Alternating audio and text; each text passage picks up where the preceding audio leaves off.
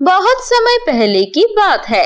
एक परी राज्य में एक राजा और रानी थी। उस राजा और रानी की रोशनी नाम की एक परी बेटी थी। रोशनी बहुत ही घमंडी और बुरी स्वभाव की लड़की थी। उस राजमहल में उनके काम वाली परी के एक बेटी थी जिसका नाम था नैना। नैना बहुत ही गरीब परी थी। वो उस राजमहल में अपनी माँ के साथ काम करती थी। मेरे कुछ पुराने कपड़े हैं, ये कपड़े लेकर जाओ, मैं और इसे कभी नहीं पहनूंगी। आपका बहुत बहुत शुक्रिया रोशनी, आपने मुझे ये कपड़े देके बहुत बड़ा उपकार किया है। नैना बहुत ही गरीब थी। वो हमेशा रोशनी के दिए हुए कपड़े पहनती थी। ऐसे ही दिन जा रहे थे। रोशनी एक दिन परी राज्य में घूमने निकलती है और नैना उसके साथ जाती है क्योंकि नैना उसकी सबसे अच्छी दोस्त थी और वो हमेशा ही रोशनी के साथ रहती थी। रोशनी वहाँ पर कुछ गरीब परियों को देखती है। ये देखकर वो बोलती है, पता नहीं ये गरीब परियां कैसे रहती है। मैं तो बहुत ही ज्यादा किस्मत वाली हूँ कि मैं इतनी गरीब नहीं पैदा हुई। मैं एक राजकुमारी हूँ। अरे मैं किसके सामने ये बात कर रही हूँ? नैना, तुम भी तो एक गरीब परी हो। तुम मेरे दिए हुए कपड़े पहनते हो। तुम भी कितनी गरीब परी हो। आपने सही कहा, मैं भी एक गरीब परी हूँ। रोशनी ऐसे ही बात कर रही थी कि तभी वहाँ पर एक बूढ़ी औरत आ जाती है। घमंड तोड़ने में देर नहीं लगती है और खूबसूरती जाने भी कोई समय नहीं लगता। ये बूढ़ी औरत कौन है जो हमसे ऐसे बात कर रही है? इसे क्या पता नहीं कि मैं एक राजमहल के राजकुमारी हूँ? ऐसा कह के वो बूढ़ी औरत वहाँ से चली जाती है। रोशनी फिर नैना से बोलती है, नैना तुम यहाँ से मेरे लिए कुछ तितली पकड़ के ले आओ, मैं उन्हें कमरे में सजा के रखूंगी। लेकिन रोशनी, तितली पकड़ के ले जाऊंगी तो वो अपनी खूबसूरती को खो देंगे और वो मर भी जाएंगे। नैना, तुम ये मत भूलो कि तुम हमारी दासी की पुत्री हो और हमारा हुक्म मानना तुम्हारा काम है। नैना उसके कहना मान लेती है और वो तितली पकड़ने चले जाते हैं। तभी रोशनी के पास एक खूबसूरत दिखने वाला लड़का आता है और वो बोलता है, मैं राजकुमार विराज हूँ। मैं पास वाले राज्य में रहता हूँ। मैं सुना कि परी राज्य में राजकुमारी परी रोशनी बहुत ही खूबसूरत है। आज देख भी लिया, आप असल में और भी ज्यादा खूबसूरत है। ये सुनकर रोशनी खुश होती है और रोशनी को विराज पसंद आ जाता है और वो दोनों कुछ देर बात करके घर वापस आ जाते हैं। घर आने के बाद रोशनी के माँ रानी परी उसे बुलाकर बोलती है, रोशनी तुम्हारे लिए राजकुमार देव का रिश्ता आया है। हम चाहते हैं कि तुम राजकुमार देव से कल जाकर मिलो। रोशनी अपनी माँ को मना नहीं कर सकती। वो अपने कमरे में चली जाती है और वो सोचने लगती है, लेकिन मुझे तो कल राजकुमार विराज के साथ मिलने जाना है। मैं राजकुमार देव के साथ कैसे मिलने जाऊँ? कोई बात नहीं, मेरे दिमाग में एक आइडिया है। क्यों ना मैं नैना को ही अपने जगह भेज दूँ। नैना इधर आओ, सुनो मेरी एक बात है। तुम कल मेरी वेश में राजकुमार देव के साथ मिलने जाओगे और किसी को इसके बारे में शक नहीं होना चाहिए। लेकिन मैं कैसे जाऊंगी? अगर किसी को पता चल गया? मैंने जैसा कहा वैसा करो। मेरे चेहरा ले लो और मेरे ही तरह बन जाओ तो किसी को पता ही नहीं चलेगा। कुछ दिन की बात है, फिर मैं माँ पापा को सब कुछ बता दूंगी। नैना फिर राजी हो जाती है। अगले दिन नैना रोशनी के जैसे जादू से बन जाती है और फिर राजकुमार देव से मिलने चली जाती है और रोशनी वो अपनी पसंदीदा राजकुमार विराज से मिलने जाती है।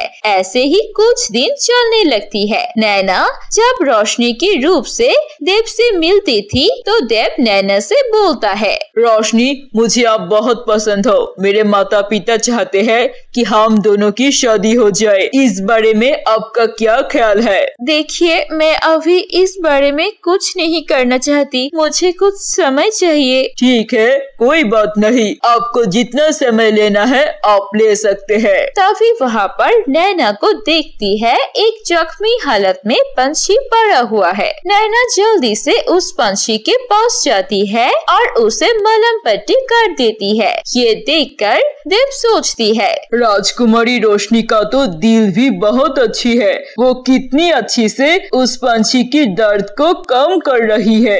मुझे शादी करनी है तो मैं राजकुमारी रोशनी से ही करूँगा।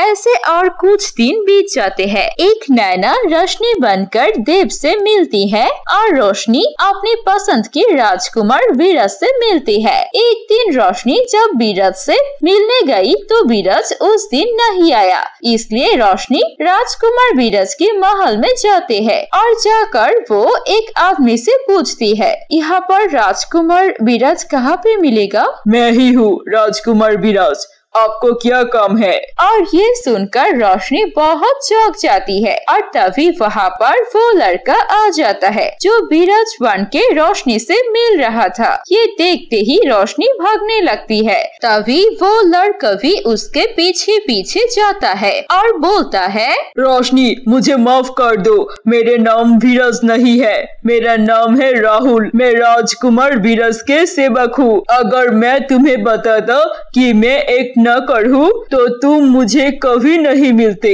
मुझे तुम बहुत पसंद हो रोशनी। तुम्हारी हिम्मत कैसे हुई एक नौकर होकर मेरे जैसे राजकुमारी से प्रेम करने की और शादी करने की सोचने की? इसका मतलब तुमने मुझसे कभी प्रेम किया ही नहीं, तुमने मेरे राजकुमार होने से प्यार किया है। बकवास बंद करो और आज के बाद मुझसे मिलने भी मत आना, नहीं तो मैं माँ पापा को बोलकर तुम्हें जेल में भिजवा दूंगी। ऐसा कह के रोशनी वहाँ से चली जाती है और जाकर देखती है नैना बहुत ही महंगे महंगे तोहफे लेकर आई है।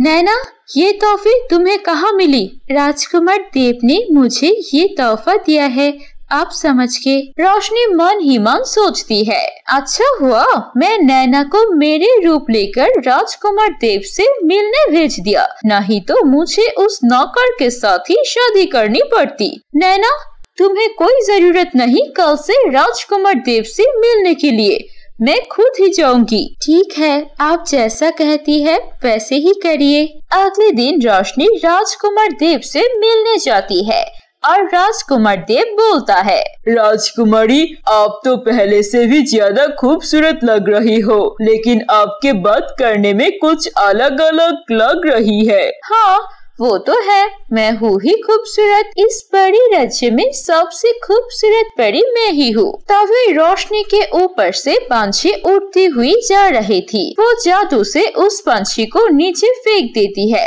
देव ये देखकर चौंक जाती है। कल तक तो पशु पक्षी से प्यार करती थी, वो आज ऐसे ही बिना बात की एक पंछी को मार डाला। ये देख के देव को आश्चर्य होता है और वो चुपके से राजकुमारी रोशनी के कमरे में छुप जाता है और फिर देखता है रोशनी और नैना बात कर रही थी। नैना, तुम्हारा धन्यवाद, तुम्हें बहुत ही अच्छे से राजकुमार देव से मिला और उन्हें एक भी बात पता नहीं चली कि तुम मेरे शक्ल लेकर उनसे मिलने जा रही हो। ये सब सुन के राजकुमार देव बहुत ही गुस्सा होते हैं और सोचता है, तो राजकुमारी रोशनी ने मुझे धोखा दिया। वो अपनी नौकरानी को उसका रूप लेकर मेरे साथ मिलने के लिए भेजती थी, लेकिन मैं प्यार तो नैना से ही करता हूँ, उसकी दिल से करता हूँ। मैं शादी भी नैना से ही करूँगा। और फिर देव अपने राजमहल जाकर अपने माता पिता को नैना के बारे में बताता है और बताती है वो नौकरानी है। तो क्या हुआ,